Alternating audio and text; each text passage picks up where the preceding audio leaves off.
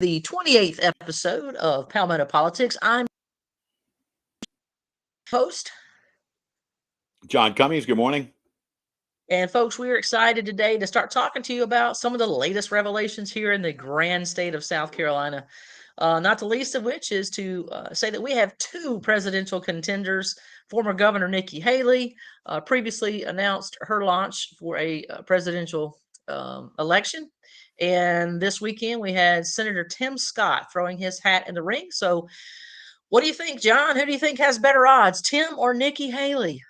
Uh, I would take the field against either one of them, to be honest with you. I don't think either Really? has a shot. I don't think either would finish higher than fourth or fifth in a South Carolina primary. I Yeah. understand, you want to get your name out there. Maybe you want to get your name out there for next time, because I think we all know this. If you like President Trump or not, when he's somewhere, he sucks all the air out of the room. That's just the nature of the beast. I mean, that is what it is. And I know President Trump has a good history with Senator Scott. Not so good with Ambassador, former Governor Haley. And Yeah. and I said ambassador because I think that's where the problem lies, that he wasn't happy with the way she left and when Hmm. she left that position. I really question anybody's sensibilities about jumping in right now. And it's going to be a crowded field. And President Trump said, "Hey, I like Tim Scott. Welcome aboard. The card is filling up fast, but welcome into the pool." So, like I said, You know, you can see there's no animosity there, like right. there is with Governor Haley and Governor DeSantis. There's no animosity between the president and Tim Scott, but I don't think he's angling for the second slot either. I don't see that. Well, you know what I find funny is that Nikki Haley announced, when did she announce? Like a month or two ago that Yeah, probably about six she weeks. was Yeah. in, and then you got Tim Scott. We kind of knew he was already doing the field test, litmus test, whatever, to see what his chances were. Could he get the money, the donors, etc. And then of course, he's officially in.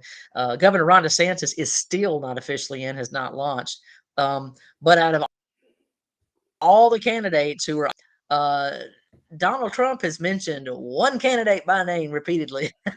Folks, that's Ron DeSantis. Oh It's because yeah. none of the other ones are relevant. They have not a snowball chance in hell of getting elected. So, whether you're a Nikki Haley fan or Tim Scott fan is really irrelevant, because Trump ain't paying you any attention. Nobody else is either. Sorry. I mean, I hate to break it to you, but that's facts are facts. So, I think you're right that, if we had a statewide run, they would finish fourth or fifth in the state of South Carolina.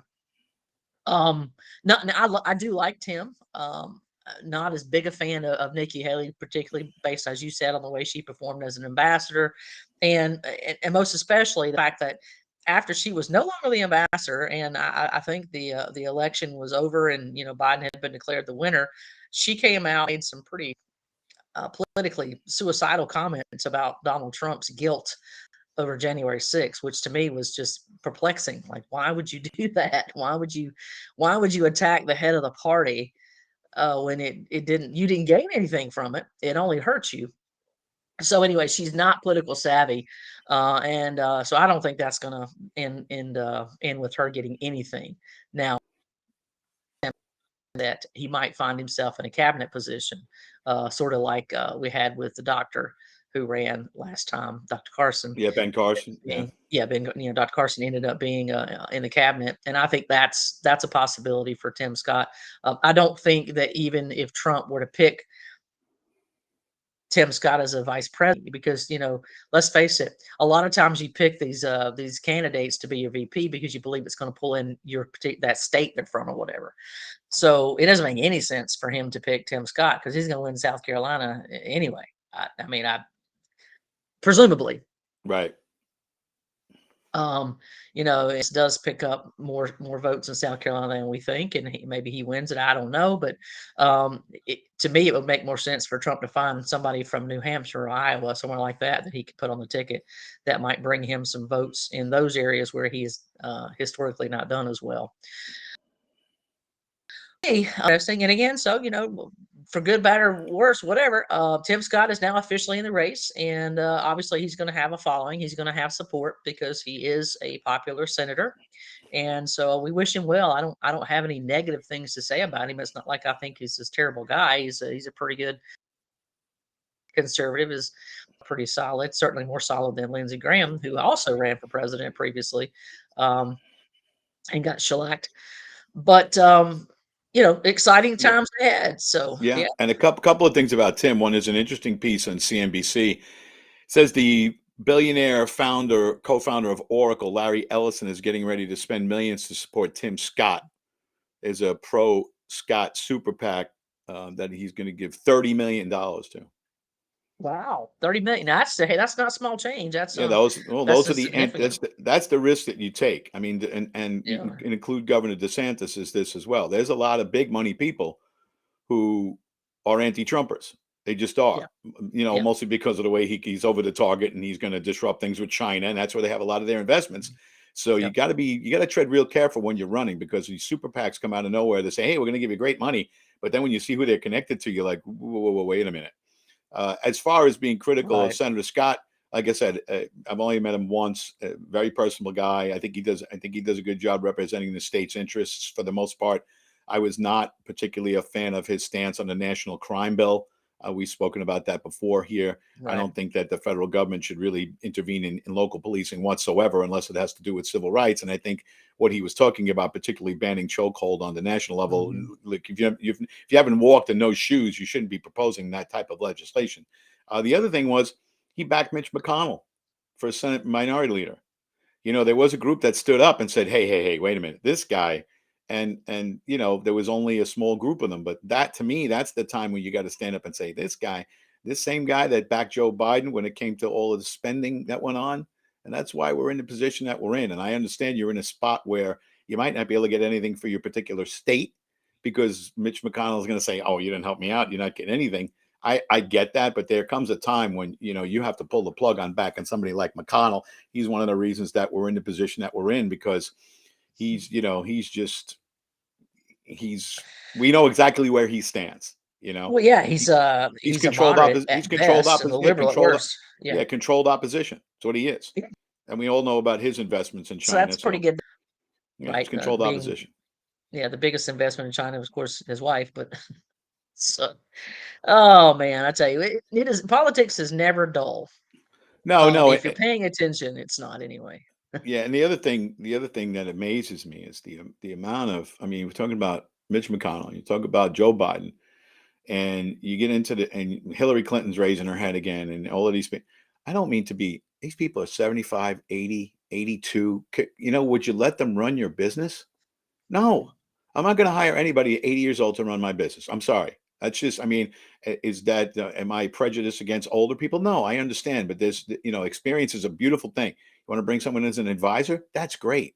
Let them Right, be in yeah, an that's what I advisory was going to capacity. say. As an But advisor, sure, yeah, yeah, that's great. I mean, even Bill Clinton used to call Nixon, yeah, he yeah, for foreign policy advice, because he knew he was an oracle. He knew more about right, foreign policy than anybody. And take that for what it's worth. How much Clinton listened and how much he didn't. But yeah. as far as running the show, we obviously need some different voices, especially at this in the Senate. Oh my gosh, the Senate is just, it's like the octogenarians club. Yeah. Yeah. Listening, I'm not sure what it was, to be honest with you. It was something that someone sent me with George Soros and Senator Biden back in the 80s. And of course, George Soros, I think it was 1984 or 89. Anyway, they were discussing some foreign politics. They were talking about Poland in particular. And the thing that struck me, considerably younger, and two, just the difference between Joe Biden then and Joe Biden now is so stark. And I don't mean just his appearance; I mean his ability, his cognitive ability, his speaking ability. He was much more uh, smart. He's still an idiot. I'm sorry to say it. At least he could express himself and complete a sentence that made sense. Whereas today, no, Yeah, not he so he much. did a lot. He did a lot better of a job of explaining to people what they were telling him to say. You know what I mean? It's They exactly, give he's a him it better right. puppet. Yeah, right. He was a puppet then, and Yeah, he could get the words out. Now he's a puppet, and he needs a ventriloquist. That's what right. he needs. He needs somebody back in Literally, there pulling the strings, literally. yeah. Throwing their And voice. and obviously from his background, he was never the sharpest pencil in the box anyway. So Mhm. he didn't, That's true. Yeah, he didn't have much of a head start. You could just go through his background and see where he finished in school and how he finished school and whether he yeah, finished school. All of those things that are yeah. in there about the plagiarism and about Well, finishing in fact, last they in had class and repeating. was it 2 or 3 degrees you said he had? He has 1. Yeah, oh, please, he just makes it up as he goes Come along. on, But guy. Oh, jeez. come on, Well, man. Right. come on, man. Yeah. So, but anyway, so South Carolina is trying to presidential candidates as possible, and we don't know. Maybe Lindsey Graham's going to throw his hat in the ring again. You just never know. So, anything's possible in this day and age. So, I wouldn't be surprised because, Yeah, let's and see, he it. ran for re-election in 2020, so he's not up Yeah. again. So he theoretically could certainly run for president. If he doesn't win, which he wouldn't, he would then be. So Yeah, it is pretty. It is don't, fair. please don't get in the Oh, race. well, no. Yeah, yeah, Yeah, not unless you're going to resign to run, right? you're right. It is fairly rare for two people in the same state, particularly a state the size of South Carolina, to Right, have two candidates that are in the primary. It's pretty right. rare. Well, we'll see whether or not they hang or not. I Yeah, think, yeah, we'll see who can raise money and who can't. And unfortunately, for in most cases, that's the barometer. Can mhm, you raise money? And that's also why a lot of these people really get talked into running. And the reason yeah. is you have all these advisors and they make a tremendous amount. A lot of people make a lot I of was money just on gonna say, campaigns. It's the nature of the beast. yes. I I bet his mean, campaign advice is, "You could win. You really could. You yeah, really and can." when they Oh, yeah. start raising money, I mean, I saw this up close and personally. Yeah, We had a pretty yeah, successful campaign when it came to fundraising, and you see right. all the people who make a lot of money, and they do a great job for you, that and they deliver. They get the word out. They did what they could do, Yeah. but people make a lot of money on it, and I'm just a way smaller part of that. When you start getting into the hundreds of millions and billions of dollars Mhm. that can be made by these consulting firms and such, that there's so much money to be made there. They're going to try to push people into the race, even though if you look at it right now, usually when you have someone like President Trump who is favored, they usually Right. go down about now. And because of Yeah. I think it's because of the constant attack by both the compromised judicial system and the media, the constant attacks. I think it works in reverse. I I do too. really think, I would agree with you. part of me thinks that if they just took the air out of the balloon and left him alone, he'd have to do that much more work. Yeah, He yeah, didn't spend any money compared to what Hillary Clinton spent because the media was so busy trying to take him down that people yeah. saw him all the time. So I think if They they try to forgot take that the air rule. out of the balloon, it'd be more. Yeah, Yeah. they forgot. What is it? Any press is good press. Yeah, So that's true. they Even forgot bad that. press is good press, but Right. they At least don't you're getting seem, any and money. not just that. It's not just the press. It's the endless investigations and the cases Mhm. and it's so compared to what everybody else did. It's so bogus. All of it's Yeah, bogus. yeah. But you see that his popularity, if they don't see it, I don't know what's wrong with them. It goes in the other direction. I saw a poll yesterday. He's at 68% against the other candidates. 68. Nobody's at 68 now. Everybody, if Right, you're above 50 right now in a primary cycle, you're doing really, really well because there's so many people involved. right. You figure somewhere it'll be okay. You're at 40, this guy's at 30, this person's at 20, there's a couple of people in the teens. He's at 68%.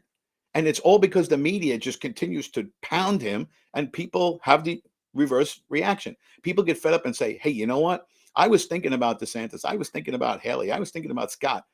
But, this guy, they're beating him up. We got to back him because Yeah. if they're beating him up like this, he's got to be over the target. Well, all I'll say is this, and I'll reiterate this again. The only person that Trump has hit, the only person, he hasn't hit anybody else, is Ron DeSantis, and Ron DeSantis is not even in the race. So what that says to me about Nikki Haley and Tim Scott is that they're irrelevant. I mean, I'm sorry.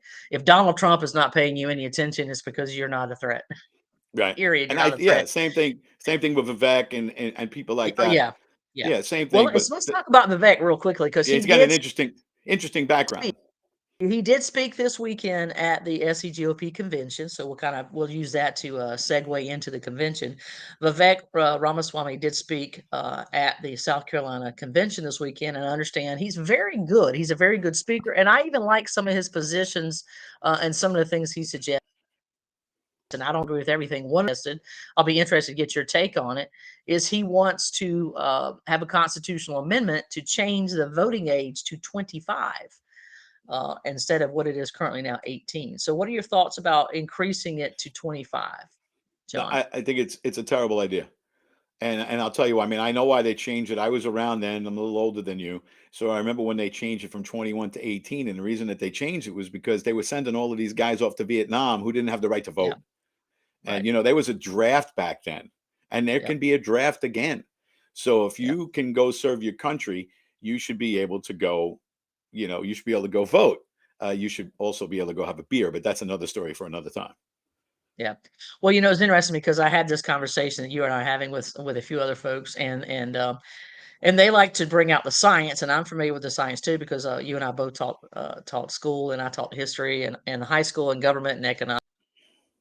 And so, cognitively speaking, the brain does not fully develop until about age 25 or 26. However, that being said, I think what you said is you can't disregard that. So I said, well, just because they can go in the military doesn't mean that they're capable of voting. I'm like, so you think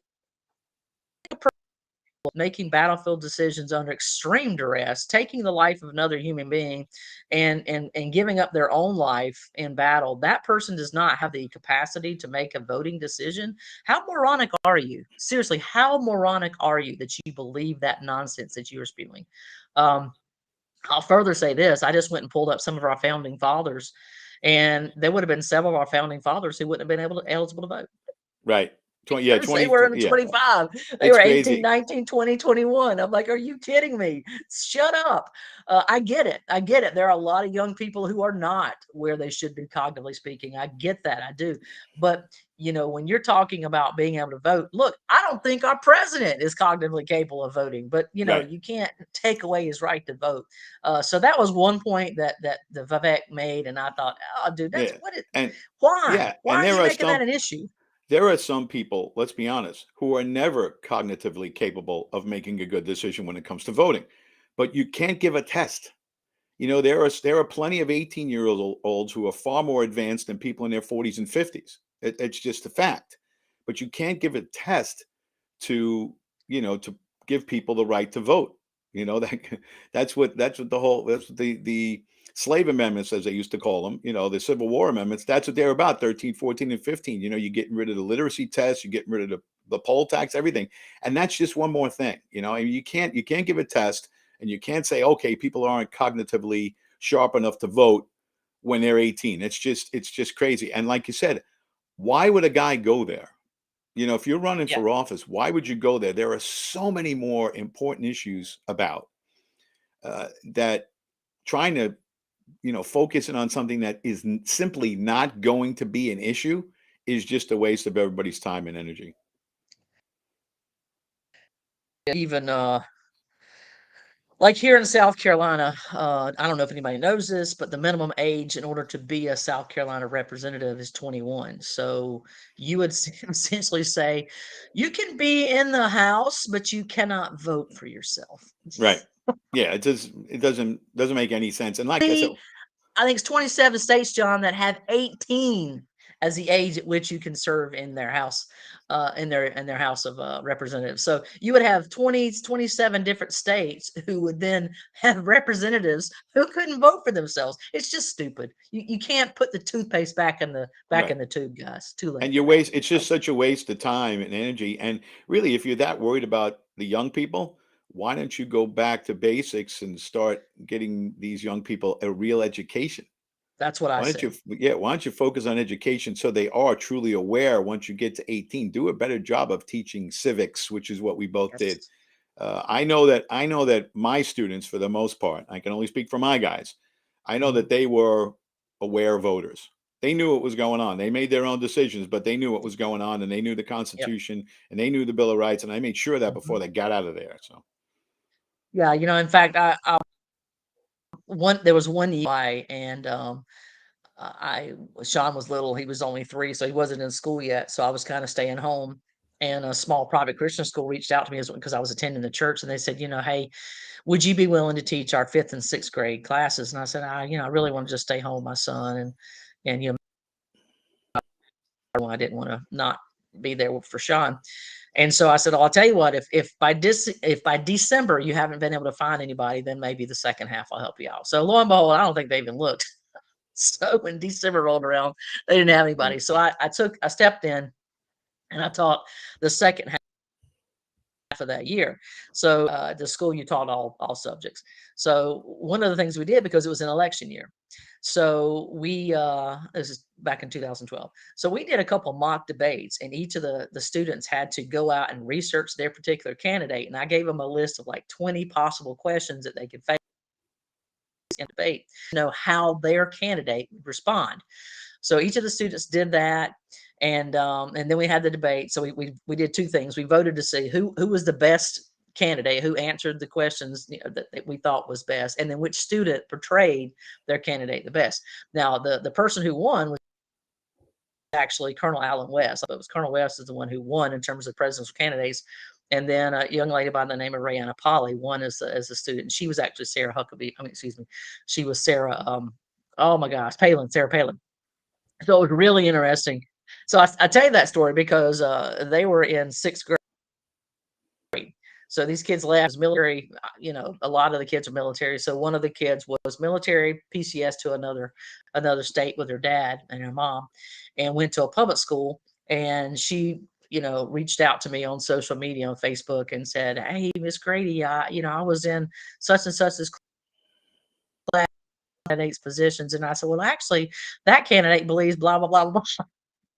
And she was like, "How did you know that?" And she goes, "Well, we did a mock debate." And so the teacher was like, "You did what?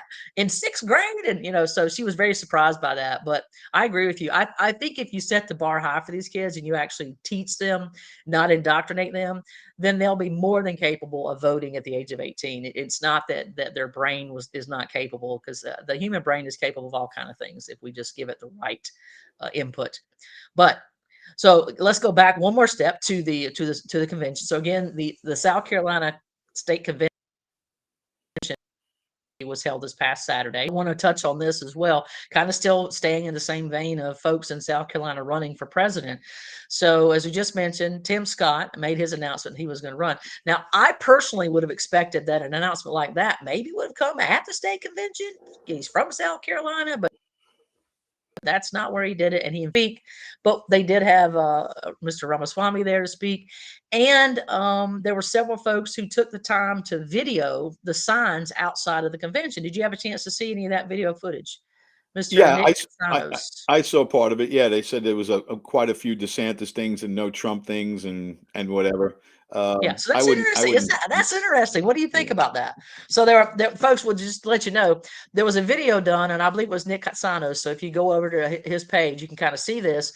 But it was a video, and basically there were somebody said there were 1,000 DeSantis signs and no 1,000. There were a lot. There were a lot of DeSantis signs. 1,000 is probably a bit of an exaggeration, but I did not see a single Trump sign, and I'm just kind of like, pardon my French here, what the hell?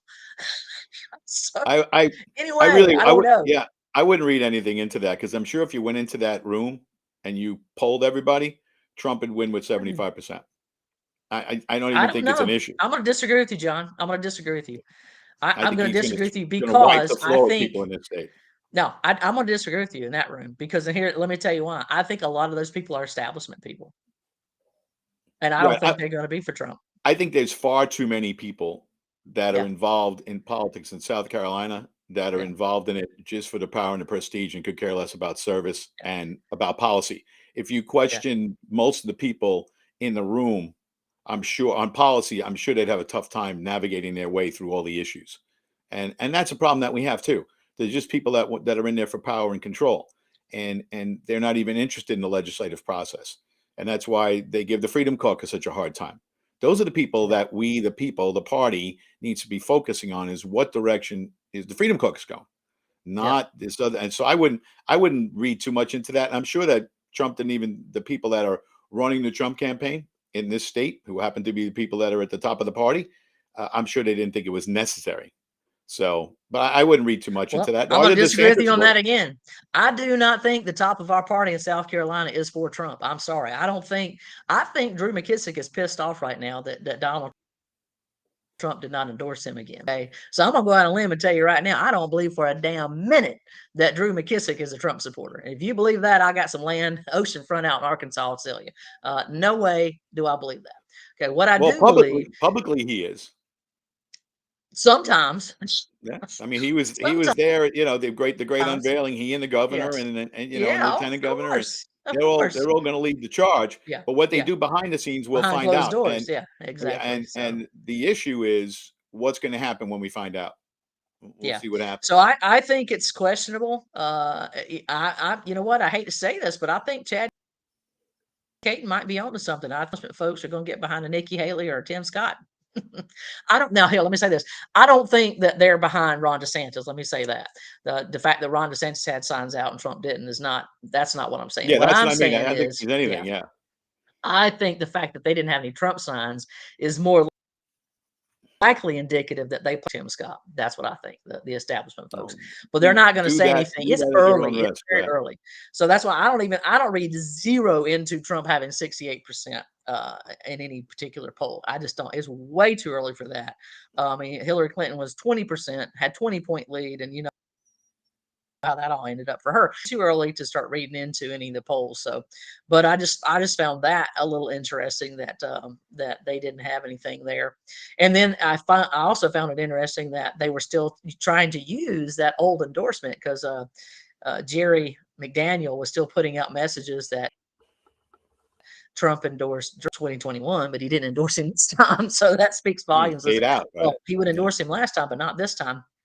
And I think that's largely because I think Trump. I don't know. I'm going to guess here. I'm gonna hope and pray that somehow Trump found out that there's some dissatisfied folks here in South Carolina with Drew McKissick, and so president. The last thing I need to do is back the wrong horse, and he loses, and then I've got a chairman coming in who's not happy with me because I got behind the wrong guy. So I think Trump said, politically speaking, it makes more sense for me to stay out of You this just race. stay out of it. Yeah, Um, good choice. And I so think I think words probably filtered back to him, and took a while, but it's probably filtered back to him against all the shenanigans that go on here, and the fact that they're not as committed as everybody thinks.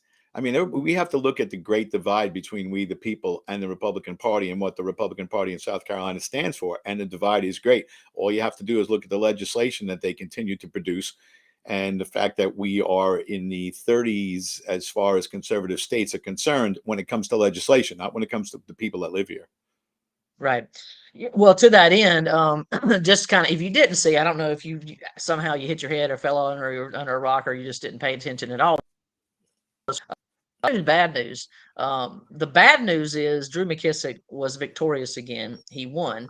The good news is in the past races that he ran in, he was winning with 90%, 80%. This time he won with 51%. So he won with a 16 vote advantage, if you will. So take away 16 votes and it's a run. Take away all 61 votes in Horry County and he loses. So there were 9. I think 10. There were 9 votes that went to Zoe Warren from Horry, and I think 1 went for Tim Cox. So that's kind of how that broke down. At the end of the day, McKissick did win ultimately, and his leadership team was pretty much kept intact.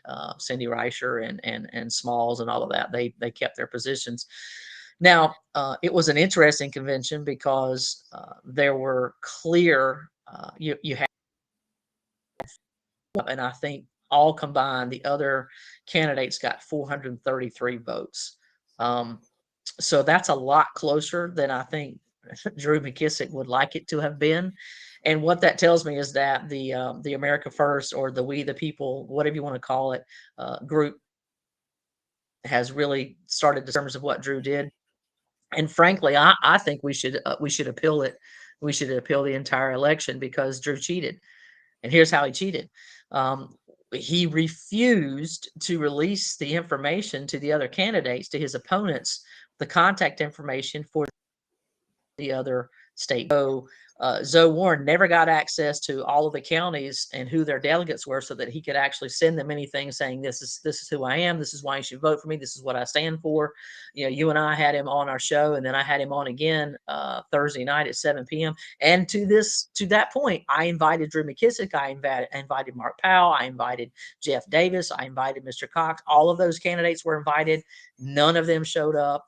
I even texted Drew and I emailed him a link to join, and none, surprisingly, he did not take me up on that offer.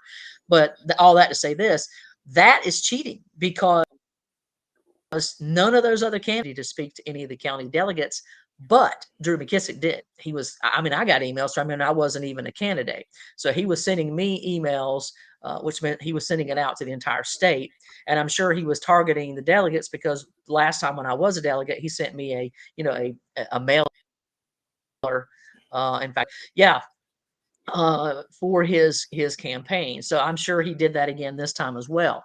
So that's cheating, folks. You can't hold all the cards and have a race in which you're supposed to share your cards with the other opponents and then be like, nope, you don't get any. That's cheating. And I don't think he's qualified to be the chair either. And I mentioned earlier that, I think Drew is termed out. And so Nate Luke might be the guy they're looking at next. But here was Nate Luke's suggestion. And you tell me what you think of this, John.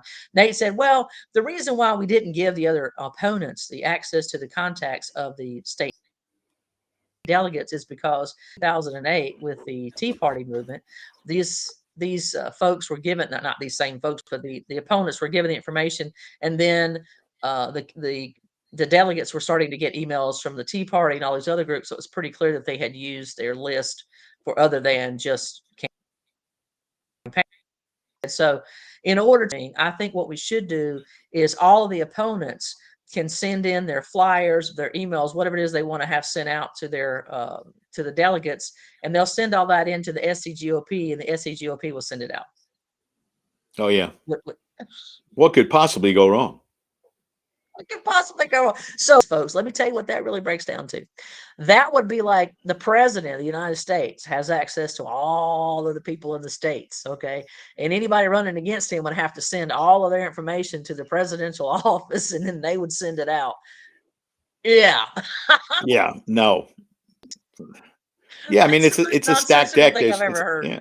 Oh it's a stacked deck, and that's just the way things are. I mean, and I hate to say that, one of the great surprises, and it wasn't a good surprise, moving down here, is to see, the mess that is the Republican establishment here. It's just, in New York, I knew who the opposition was. It was the Democrats. Once we circled the wagons, as few wagons as we had, once we circled the wagons, there were very few people who disagreed, with our train of wagons.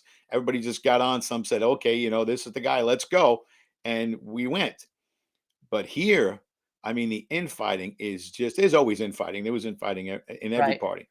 But here it's so strong. And the fact that the media doesn't report on it, and they didn't report on what you just said about the lists, they're so bought and paid for that, it shows like ours, and we just have to push people to get involved and people to do more podcasts. And there has to be an alternative media. And we're trying to do that. You try to be citizen journalists if you can and get information out. But that story that you just told, it never hit anywhere.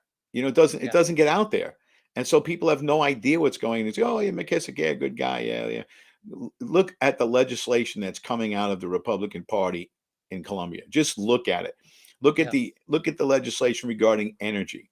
Look at the giveaways. Look at that. It's just so anti small government. It's mind-boggling. And that's the thing that conservatives agree on, is small government. And if you think the role of the government should be bigger, you don't belong with us, nor do you belong in powerful positions in the Republican Party. Well, here's one of the other things I'll say about Drew that I don't understand about him. Tracy Beans Diaz was and she relayed to me several accounts of going to their meetings, and Drew would stand up and say, "I got good news. You know, 2 more Democrats have left the Democratic Party and come into the Republican fold, and so our numbers are growing." And she said everybody in the room would clap, and they'd be so happy, and her and Roger would be like, "Wait a minute, this is not good." Because they changed their party affiliation does not mean they changed their political ideology. And again, I keep beating this dead horse.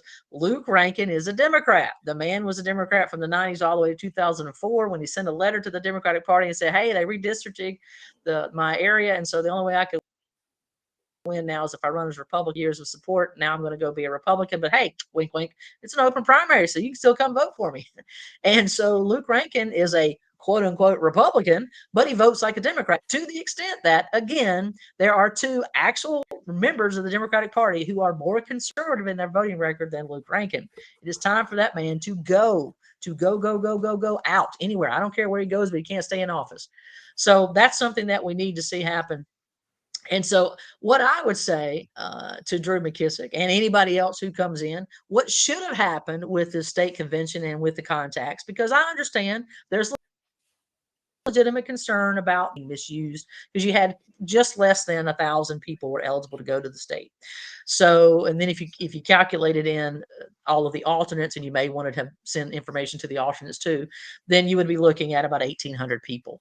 So, to that end, what I would have expected them to do was have an NDA and that says if you're going to get this list, you are agreeing that you will not use it for anything other than this election cycle. And once this election cycle is over, you no longer have access to this information and you cannot use it for any other purposes going forward. If you're caught doing that, then it's $1,000 per use it for something else. If their name starts showing up on another list, then you're going to be fined $1,000 if we trace it back to you. You know, whatever the case may be. That's what they should have done. Not this nonsense of, well, you just don't get it at all. That's not, folks. That is as Right. deviant and as dirty And as the Democrats. and they know full well that if you're involved politically, if you once you make a donation to anybody, and I'm not saying this to try to dissuade people from donating to causes, I'm not. But once you do that, your name ends up on a list. And then the Yep. list gets sold. So Yep. you get emails, you get texts, I get stuff constantly Yes. Yep. because I ran for office and my list, and I ended up on everybody's list. So Right. I'm sure you do too. And it's nonstop. So this Yep. idea that, oh my goodness, people might get contacted. Look, those people who are delegates or whatever, they're already getting contacted all day, every day Yes. anyway. Yes. So that's just a Absolutely. bogus. It's just a bogus argument. I think the average person, and I didn't know this until I got involved, the average person is unaware of how much money is made in politics by the selling of said lists. I Yes. mean, that's what it's all about. When you Quite get in, lucrative. when you run for office, and I'll give you some inside baseball here. When I got involved, I was a nobody, right? Right. I'm an absolute nobody. You know, school teacher, a police officer turned school teacher, local guy, never run for office. Nice story, but politically, no chops at all. Okay, I get that. Yeah. So in order to reach people, you have to buy lists. And here's how you buy the lists. When you start out, they'll give you the names and all the contacts. You get to keep 25%, they get to keep 75%. You get to keep 20%, they keep 80% until you can prove that you can raise money. Once you raise money, then you flip it. You know, by the end of the campaign, we're getting 80, they're getting 20, you know, if I Yep. needed a list because I had proved that I could raise money. So that's Right. how all of this works. So this idea that, oh, we don't want these people being harassed because look, they're political delegates. They're already getting stuff all day, every day. Exactly. Yeah.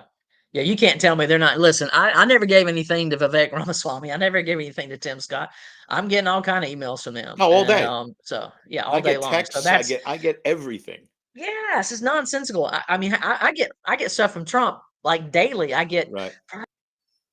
a message, kind of coded message from stop. I'm like, Yeah. I mean, I want to say what novices in the political world think that they're actually getting a private invitation to President Trump's place in Mar-a-Lago? Because sweetheart, you're not. No. That's I'm complete crap. I'm still expecting mine. So Right. Okay.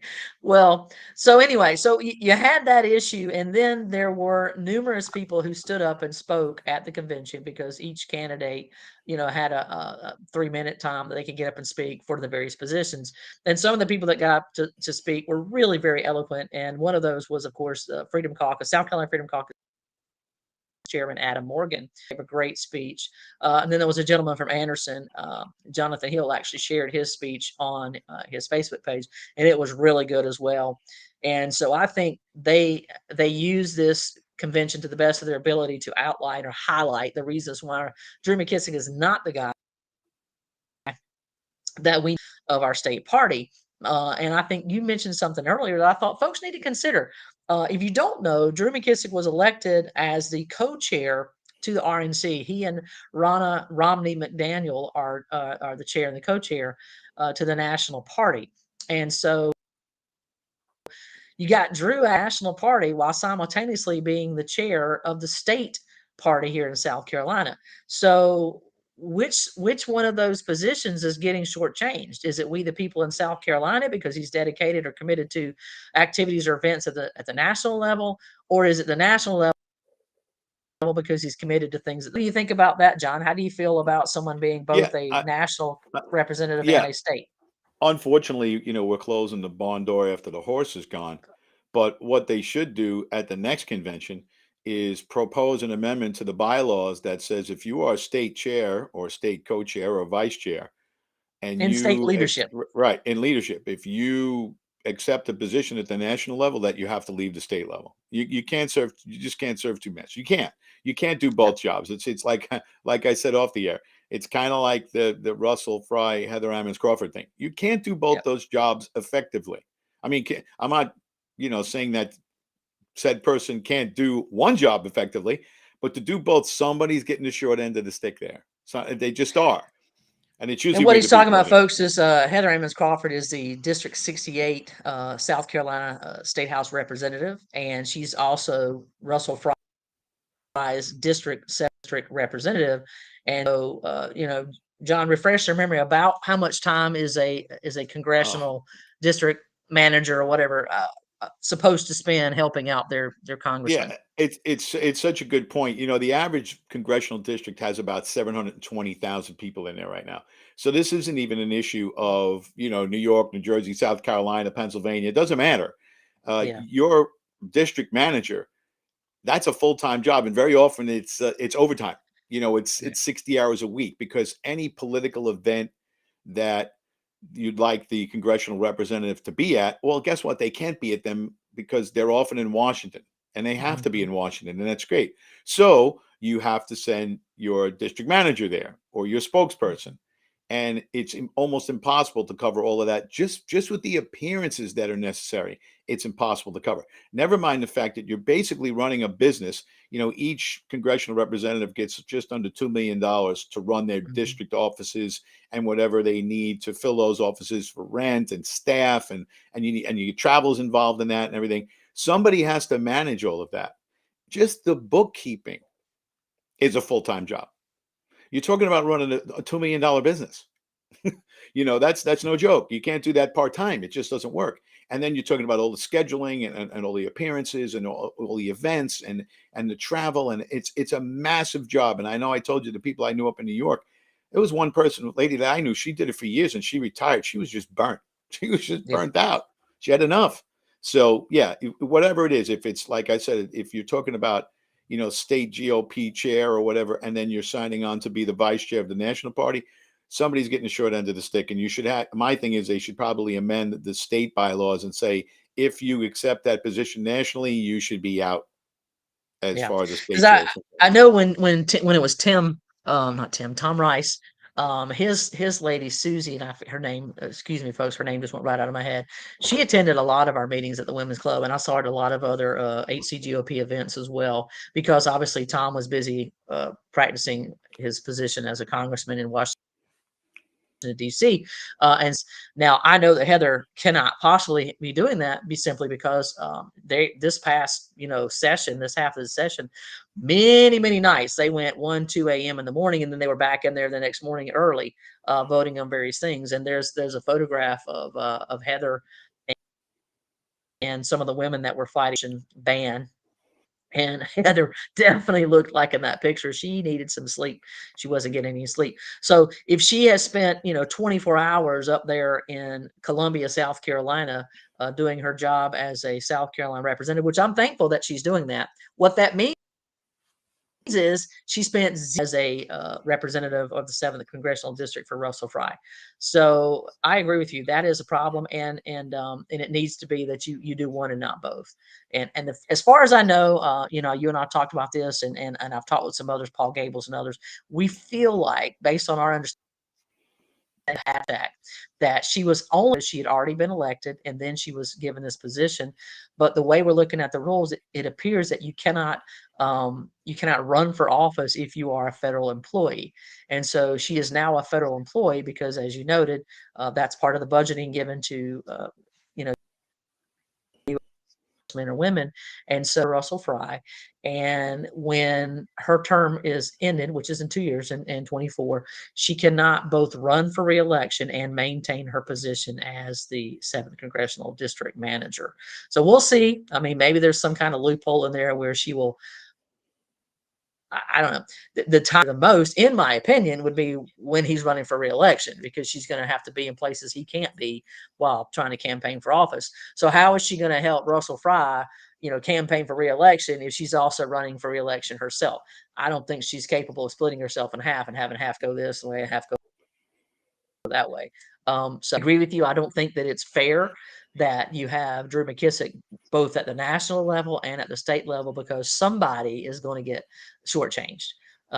So that's a problem. Yeah, and But I like it. go Go ahead, ahead. go ahead. I'm sorry. I think No, I I was think just that saying, yeah, I think that the way it shook out, like I said, it's closing the barn door after the horse is gone. I mean, he's going to serve 2 more years, and it is what it is. But I think that that's something that just about everybody in the party should agree on that and say, look, we need a full-time person doing this, period. I don't know how much time and effort Chairman McKissick dedicates to the national stuff. I just don't know. We don't know. But any attention, if it's any attention, it's less attention that the state's getting. So you want somebody who's full-time, and I just think that that's something that probably most people would agree on. yeah. Um, so what we're going to see is, I believe, in the next coming weeks, we're going to see a lot of pushback on things that happened here in Ori. Boyd and others seem to think that they've well, we got through the convention, we got through the state convention, so we're good. We're in leadership, and nobody can uproot us. But from what I'm hearing, there is significant leverage, legally speaking, to prove that they are not, in fact, the duly elected leadership. And then, so if that's the case, folks, just want to go back to Drew McKissick really only won this by 16 votes. Okay. Because that's what he had to have to make sure he got the 50+1. So there are 61 delegates in Horry County. If it is proven that Reese Boyd was not legitimately the chair, leadership was not legitimate, and then guess what else is not legitimate?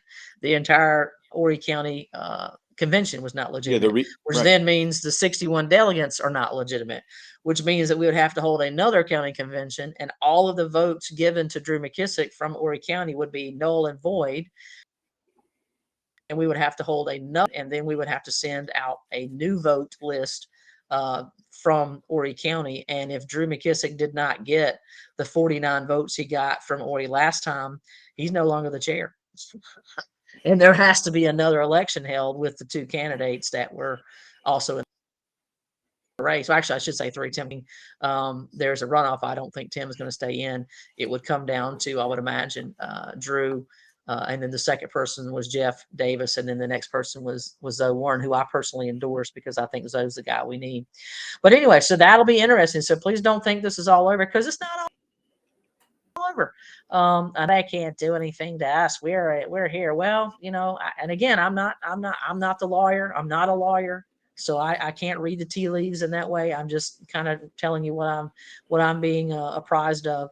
So there may be more things coming. And I do know that I really believe that every single county should protest what Drew did in terms of not giving out that information to the other candidates. That is cheating. And I think he should resign personally. I don't think you should be able to continue to lead when you do something that nefarious, that unscrupulous. I think you should be forced to step down.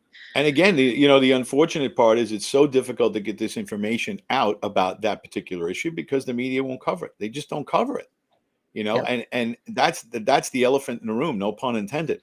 That's the elephant in the room, is that the media Mm-hmm. refuses to cover news. And this is newsworthy stuff. I mean, it's more than newsworthy. It's scandal. Yep. And scandal is where all the good news stories are. and they refuse to cover it. They just refuse, and that's the issue here. It's the issue all over the country. I mean, there's all people do at the editor's desk now is screen things for stories that they like and stories that they don't like, meaning that stories that they agree with and stories they don't agree with. And the fact that they can overlook this, it's not a surprise. I mean, you look at somebody who got ignored for an entire campaign. Yeah, So the media didn't give you any attention. Not a stitch, and not at the TV now, level. Did anyway. you out fundraise her as well? Because I know you raised like 12 million. Was that more than well, her? I mean, her fundraising apparatus is mind-boggling. She raised like $20 million. Well, that's because she's also she was in office, so right. She didn't even have to lift. She didn't have to lift a finger to do it. But as far as when you look at big money we're talking about, my average donation was $42. Wow. Well, right. That means you had a lot of people donate. Yeah, we had no big money. Yeah, we had over 250,000 donations. Yeah. So. Well, it's funny that you should say that because, again, we're covering it. We're talking about the fact that Drew withheld this information from the opponents, which is actually violates the rules. But I mean, when did that ever become an issue? Because people violate the rules and the law here all the time. I saw multiple stories of people who just found out about the VW Scout plant, the bill that our illustrious legislative body passed, giving them $400 million and then another $1.3 billion in incentives. And I tried not to be like, I didn't hear about this. I'm thinking, well, you need to go watch our show because we've literally been talking about all of these bills that you need to know about. And you're not going to find it in the state. You're not going to find it in the Post and Courier. You're not going to find it on WNBF News. You're not going to find it on any of the local channels or local papers because they're mostly bought and paid for by the liberal left. And they're not going to cover anything that they would actually agree with.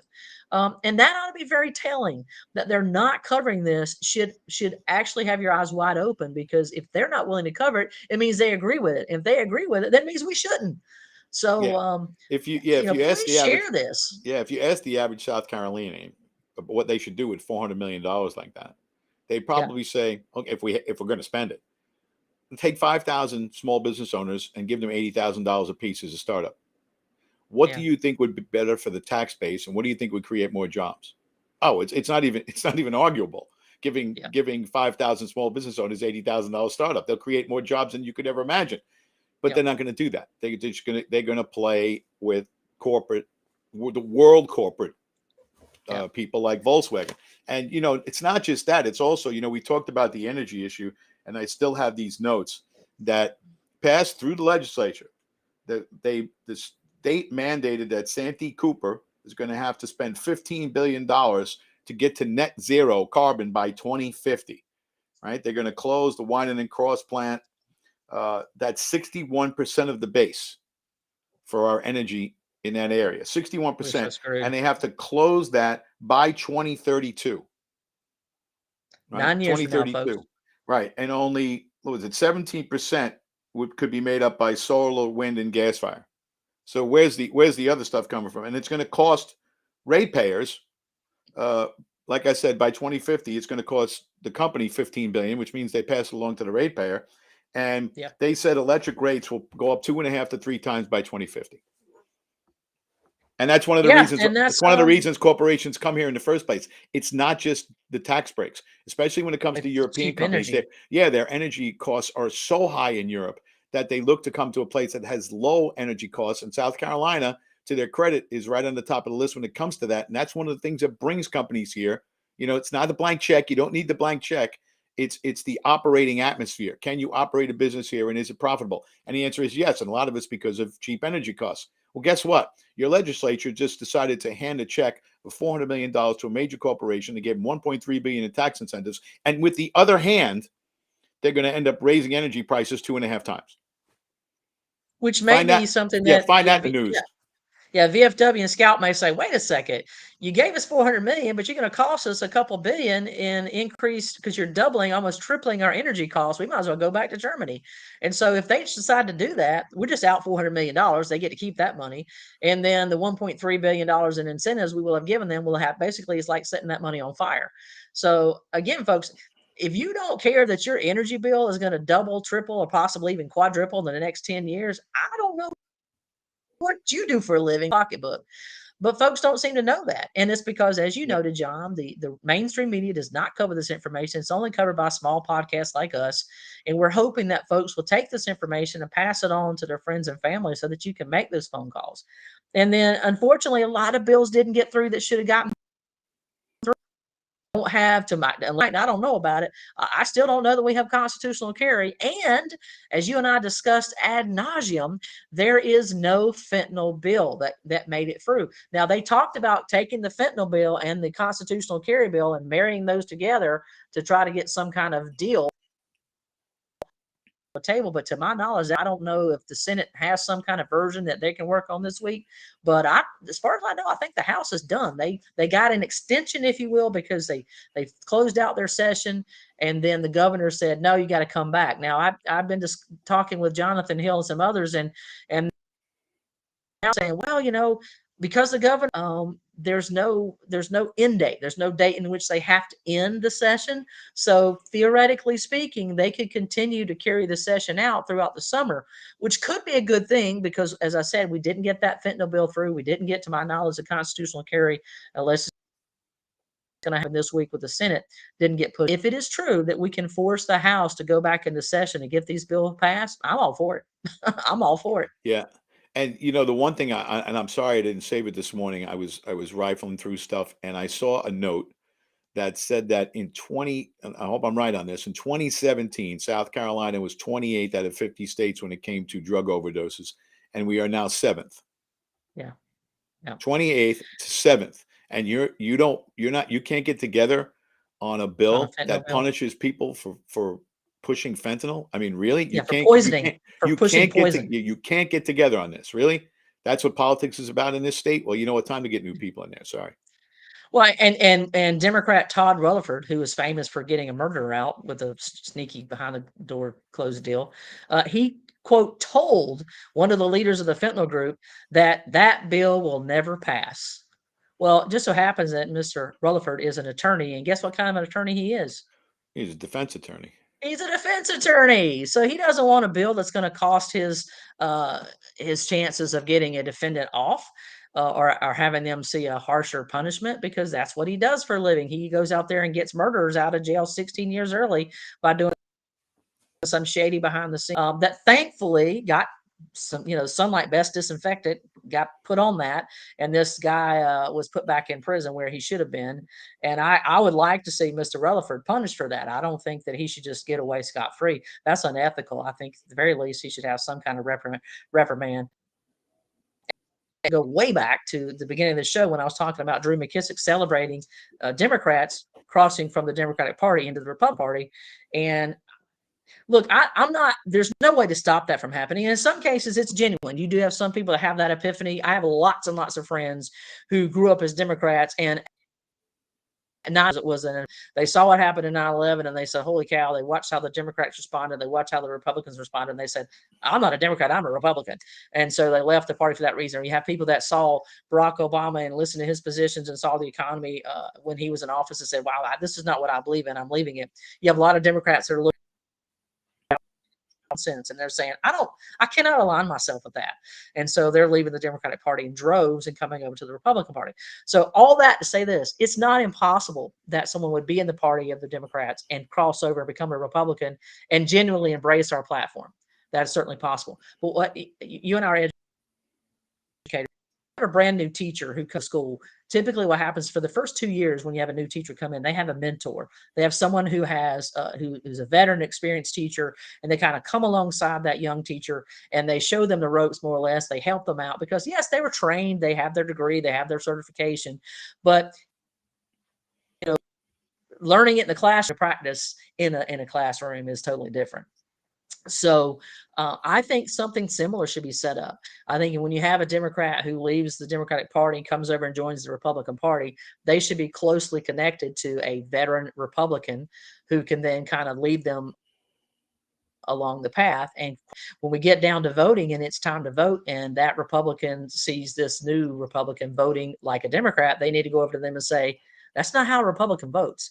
So if you want to remain in the Republican Party and not be sanctioned, I suggest you start voting with the Republican platform, or otherwise we're going to sanction you.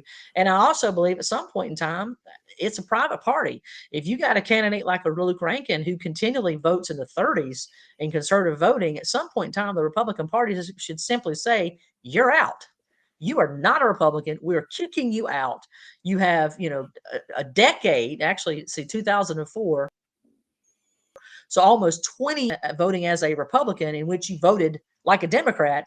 You're out. We're kicking you out. You're a man with no party. That's what I think should happen. Now, maybe people think that's crazy, but I'm sick and tired of the rhinos. Sick and tired. And if we're going to do anything about it, that means that we have to have stiffer consequences. If you do not follow the platform of the Republican Party, you're going to get sanctioned first. And if that doesn't get you back in line, then we just simply say you're out. Yeah, What do you think, John? I think it's always best to do that at the ballot box. And Yeah. if that is the case, that's why you can't have a loyalty oath. Because if someone's doing Right. that, if someone's doing that, you want to challenge them in the primary right away. It's not like you got a 4-year term, you got a 2-year term. So you're going to know right away that you're getting challenged. And that's where the party needs to jump in that way and say, hey, look, get it together. Or guess what? We're not helping you out. We're not going to help you out when it comes to election time. So either, get with the program or not. And that's part of the great divide in this party. Let's be honest. I favor what the Freedom Caucus does. It's been a rare occasion where I disagree with what they were doing.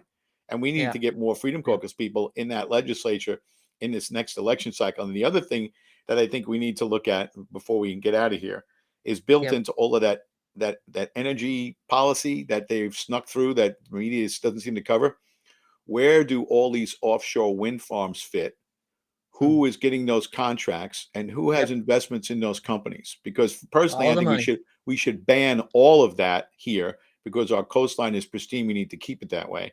All of the environmentalists should be lining up and fighting this tooth and nail, but they don't want to do so because they're going to have to side with people who are conservatives, and these groups usually don't get along.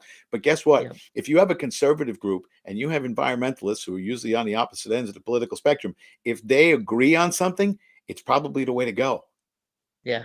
So that's something we need to look into coming up. This one, they're sneaking this through, and you see the energy policy that I just talked about, and they have to make up the difference somewhere, and that somewhere is going to be off of our beaches, and we're very proud of our shoreline here, and we talk about saving the turtles and all of that stuff. So you're going to save the turtles and kill the whales? I mean, let's get it together here. Yeah, let's get it together here.